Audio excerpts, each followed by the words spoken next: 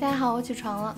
今天我们来做晶莹剔透、清爽可口、软糯弹牙的珍珠奶茶。奶茶向来很温顺，但驯服珍珠需要经验和耐心。在经历几次失败，把珍珠做成橡胶后，家里的小伙伴们开始对自己的牙口不自信了。他们的主人倒是逐渐熟悉了珍珠的脾气，越撸越快，越揉越圆。其实珍珠用到的材料特别好记上口，红糖水和木薯淀粉分别是1:2:3，我这里说的是重量比。体积呢，大概是1份的红糖、1份的水和3份的木薯淀粉。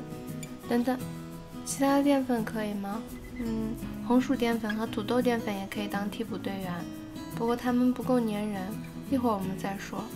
这里做好的珍珠大概是2到3杯奶茶的量，大家最好不要贪心一次做太多，除非有小伙伴帮忙，不然珍珠还没揉完，周末就没了。那我们就开始吧。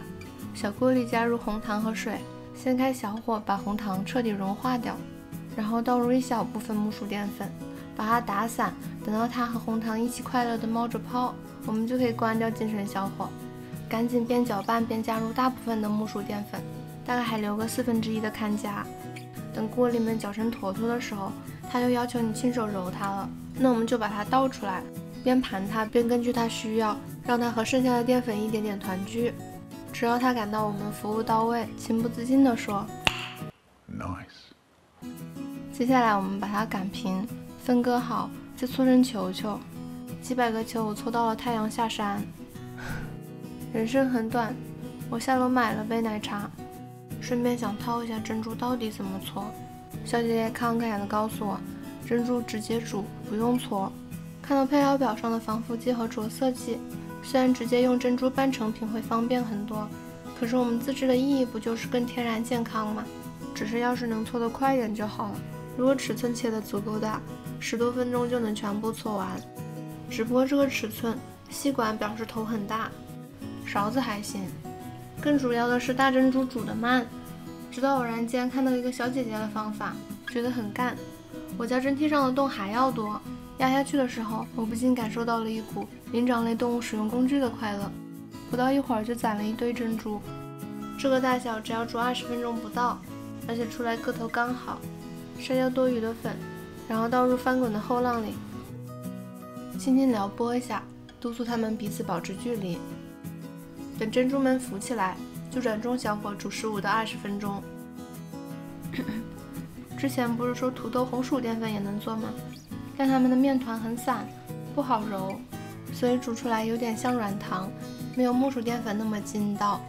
不过各种珍珠都是现煮的最好吃，第2天就没这么 Q 弹了。所以我们吃多少煮多少，多余的拿去冷冻。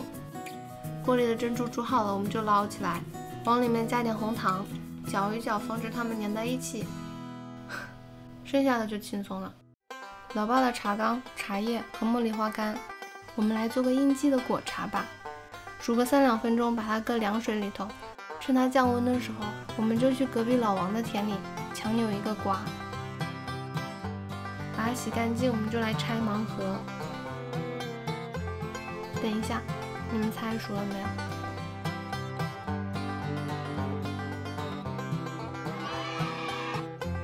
没关系，一点点发育不良。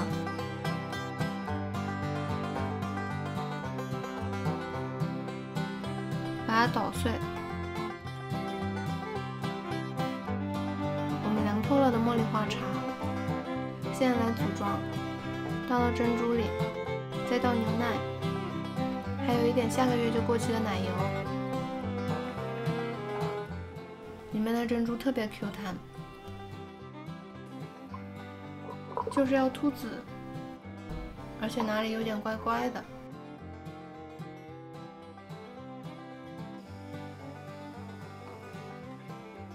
这边2号，今天多少号